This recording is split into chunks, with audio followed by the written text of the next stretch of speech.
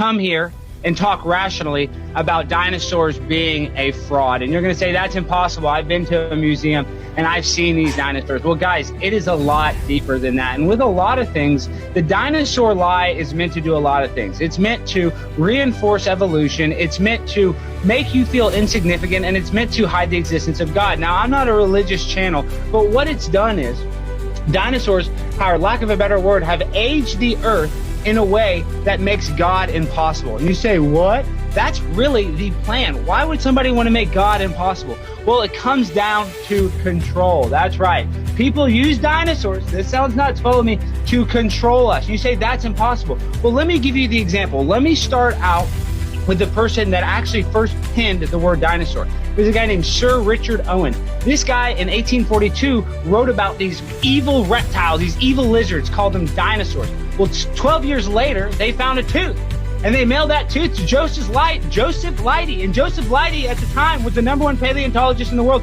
And from that tooth, he created the Trachodon. And from that tooth, he created a full dinosaur. That's right. He recreated this whole dinosaur from one tooth. Not only did he tell you how many nipples it had, or how big of a wiener, or even if it had a wiener from this tooth, he told you exactly what it looked like, what its skull looked like, whether it had feathers or not, whether it was hot-blooded or cold-blooded. These people made so many assumptions. And when you look at the bone wars, what started out as a real, let's say, a noble exercise, looking at old bones. I agree, there are old bones. But I want to finish with my bone things, the bone wars. The problem is they are misdiagnosing these bones as dinosaurs. When you see that we have wild hogs, even today, 800, 900 wild boars with tusks, these are the same bones that are supposedly fossilized. And let me tell you something, they have turned in bones with soft tissue. I can show that. So how is it possible for a fossilized bone to have soft tissue if it's 65 million years old? It's impossible. So back to the bone wars. The problem with the bone wars is Marsh and Cope had to compete. So they had to take a lot of leeway with their diagnosing of dinosaurs. And it was complete bullcrap. And even people admitted today that they had to cut corners. And their mentor, the guy that got them in the paleontology game, Joseph Leidy, you can look this up, ended up quitting paleontology because Cope and Marsh had denigrated the science to where it was actually totally false. You could not trust anything that they said, because what they were doing, guys, they were finding large bones. They're finding an elephant bone. They're finding a giraffe bone, and they're saying that's a dinosaur. And you say, no way. All you have to do is look at the Hydrosaurus fulci in the Pennsylvania Museum of Natural History.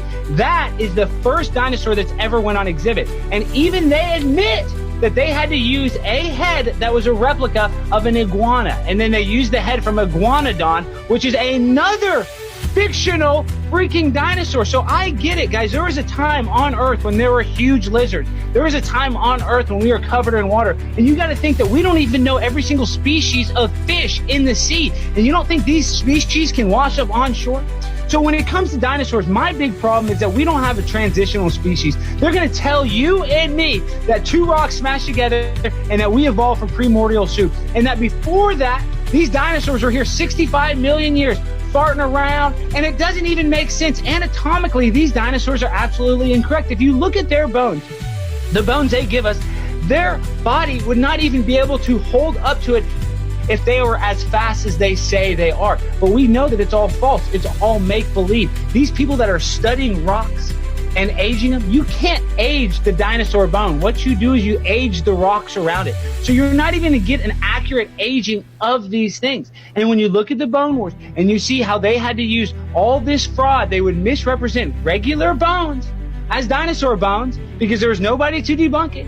And we still use a lot of their research today. The actual foundation that dinosaurs were built on is a fraud. So the entire dino lie is a fraud, because if you build a house on a bad foundation, on a foundation of lies, then I cannot believe you. So you have to look into it and realize that there is only 2,100 sets, they say, of dinosaurs that we found. That's the ballpark number. And in that, we found supposedly 15 sets of Tyrannosaurus Rex. Now, let me tell you something. There's only 15 of these, yet these transitional species, there should be millions and millions of dinosaurs everywhere. And that brings me to the fossil fuel lie. The reason they want you to think that when you go to your Toyota and you put in a pterodactyl juice, because they want to make you think that it's expensive. They want to make you think it's finite. Guys, the Dino lie, when you go and put gas in your Toyota Corolla, you're not putting T-Rex juice in there. But that's what they're going to tell you. They're going to tell you that, and they're going to tell you with a straight face because they're lying to you. They're manipulating you.